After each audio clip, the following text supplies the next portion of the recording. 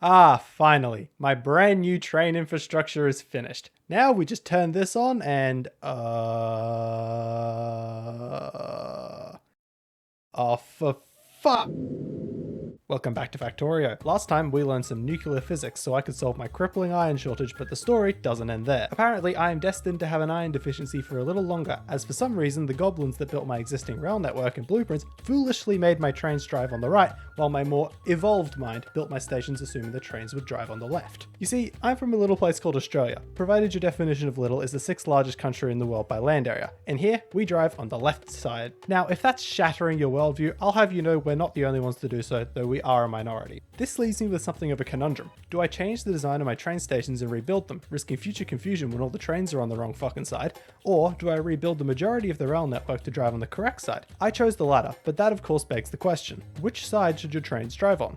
It seems like a fairly simple question, but of course it's humans asking, which means you have two sides diametrically opposed. So to ease my suffering from having to rebuild a significant portion of my network, allow me to present my arguments to convince you and myself that driving on the left is better in real life and therefore Factorio too.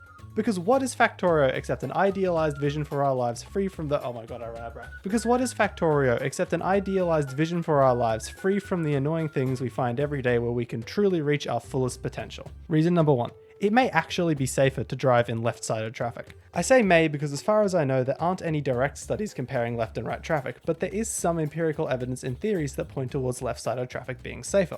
I won't go through it all here since I really don't feel like regurgitating a paper on the subject right now, but the TLDR is a combination of dominant-handedness, dominant-eyedness, and where scientists believe spatial processing occurs in the brain means scientists can very tentatively predict that left-sided traffic is safer. If you want more information, go read the actual paper.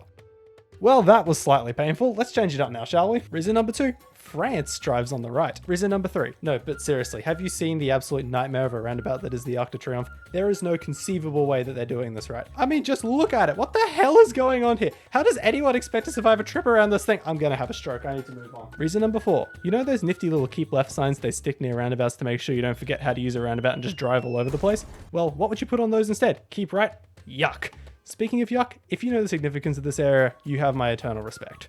Well, there's no point beating around the bush anymore. I best go rebuild these rails. Don't worry, poor little engineer stranded on Aquila. I'll get to you. Eventually.